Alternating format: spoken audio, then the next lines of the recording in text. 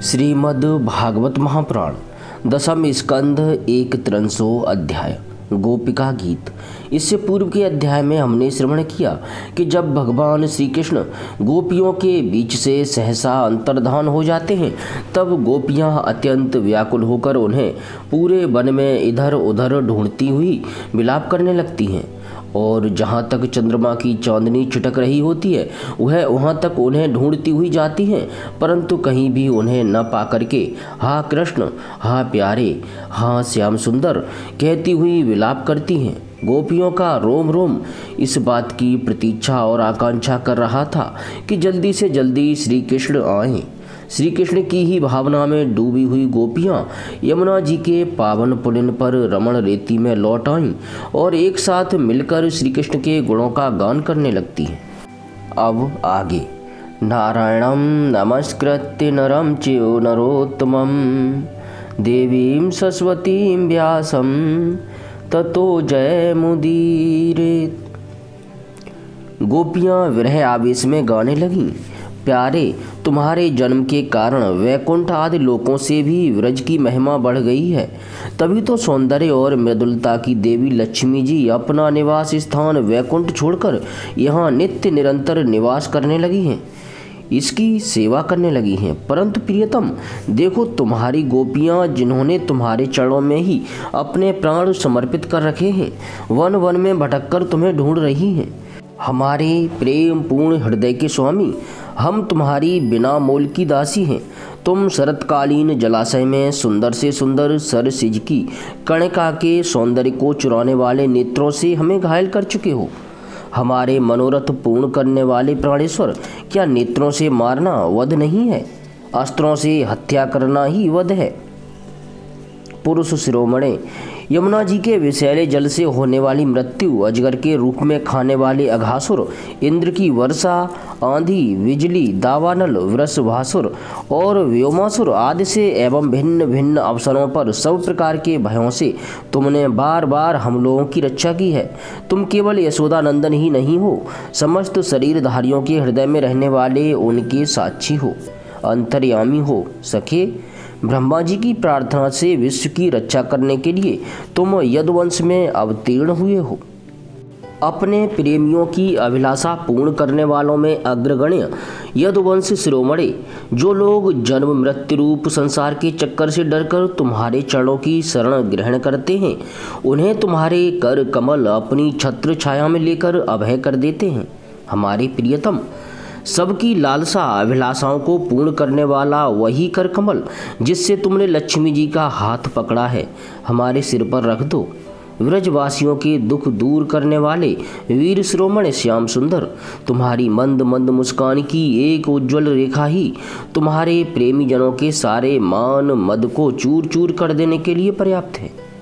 हमारे प्यारे सखा, हमसे रूठो मत, प्रेम करो।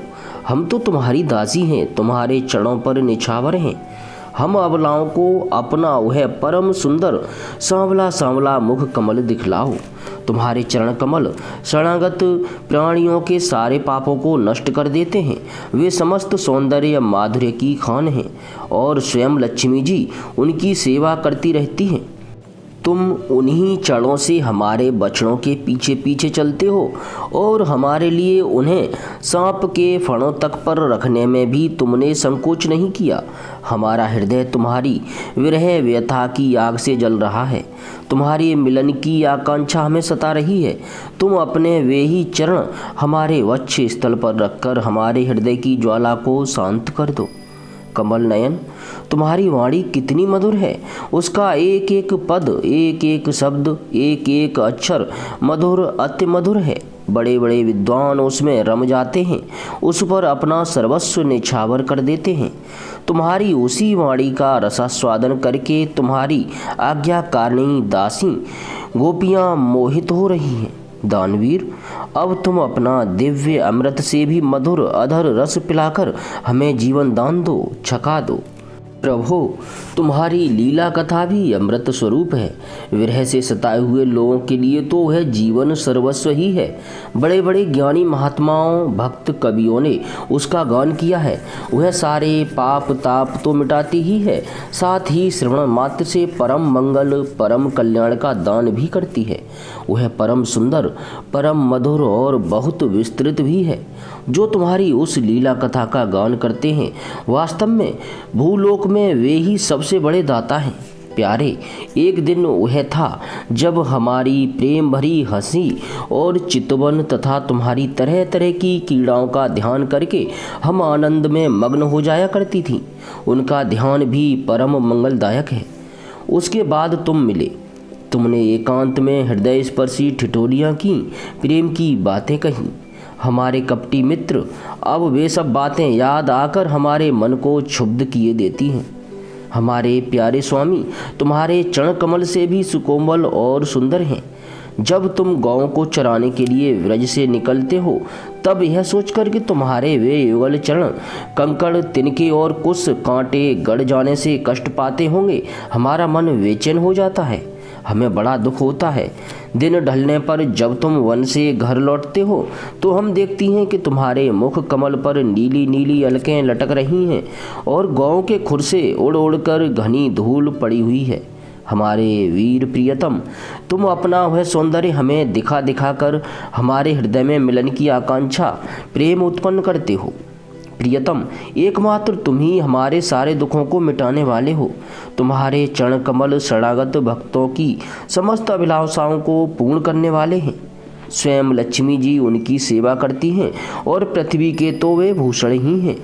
आपत्ति के समय एकमात्र उन्हीं का चिंतन करना उचित है, जिससे सारी आपत्तियां कट जाती हैं।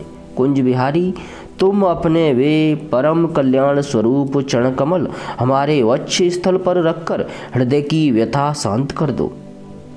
वीर शिरोमणे, तुम्हारा अधरामृत मिलन के सुख को, आकांक्षा को बढ़ाने वाला है। वह विरह जन्य समस्त शोक संताप को नष्ट कर देता है। यह गाने वाली बांसुरी भली भांति उसे चूमती रहती है। जिन्होंने एक बार उसे पी लिया, उन लोगों को फिर दूसरों और दूसरों की आसक्तियों का स्मरण भी नहीं होता। हमारे वीर, अपना वही अधरा अमृत हमें वितरण करो, पिलाओ। प्यारे, दिन के समय जब तुम वन में विहार करने के लिए चले जाते हो, तब तुम्हें देखे बिना हमारे लिए एक एक क्षण युग के समान हो जाता है। और जब तुम संध्या के समय लौटते हो तथा घुंघराली अलकों से युक्त तुम्हारा परम सुंदर मुखारविंद हम देखती हैं, उस समय पलकों का गिरना हमारे लिए भार हो जाता है और ऐसा जान पड़ता है कि इन नेत्रों की पलकों को बनाने वाला विधाता मूर्ख है। प्यारे श्याम सुंदर, हम अपने पति पुत्र भाई बंधु और कुल परिवार का त्याग कर उनकी इच्छा और आज्ञाओं का उल्लंघन करके तुम्हारे पास आई हैं। हम तुम्हारी एक एक चाल जानती हैं, संकेत समझती हैं और तुम्हारे मधुर गान की गति समझकर उसी से मोहित होकर यहाँ आई हैं। कपटी, इस प्रकार रात्रि के समय आई हुई युवतियों को तुम्हारे सिवा और कौन छोड़ सकता है। प्यारे, एकांत में तुम मिलन की आकांक्षा, प्रेम भाव को जगाने वाली बातें करते थे, ठिठोली करके हमें छेड़ते थे। तुम प्रेम भरी चितवन से हमारी ओर देखकर मुस्कुरा देते थे और हम देखती थीं। तुम्हारा वह विशाल वक्ष स्थल जिस पर लक्ष्मी जी नित्य निरंतर निवास करती हैं, तब से अब तक निरंतर हमारी लालसा बढ़ती ही जा रही है और हमारा मन अधिकाधिक मुग्ध होता जा रहा है। प्यारे, तुम्हारी यह अभिव्यक्ति व्रज वनवासियों के संपूर्ण दुख ताप को नष्ट करने वाली और विश्व का पूर्ण मंगल करने के लिए है। हमारा हृदय तुम्हारे प्रति लालसा से भर रहा है। कुछ थोड़ी सी ऐसी औषधि दो जो हमारे निज जनों के हृदय रोग को सर्वथा निर्मूल कर दे। तुम्हारे चरण कमल से भी सुकुमार हैं। उन्हें हम अपने कठोर स्तनों पर भी डरते डरते बहुत धीरे से रखती हैं कि कहीं उन्हें चोट न लग जाए। उन्हीं चरणों से तुम रात्रि के समय घोर जंगल में छिपे छिपे भटक रहे हो। क्या कंकड़ पत्थर आदि की चोट लगने से उनमें पीड़ा नहीं होती? हमें तो इसकी संभावना मात्र से ही चक्कर आ रहा है। हम अचेत होती जा रही हैं। श्री कृष्ण, श्याम सुंदर, प्राणनाथ, हमारा जीवन तुम्हारे लिए है, हम तुम्हारे लिए जी रही हैं, हम तुम्हारी हैं। श्रीमद् भागवत महापुराण 10वें स्कंद 1 अध्याय समाप्त। जय श्री कृष्ण।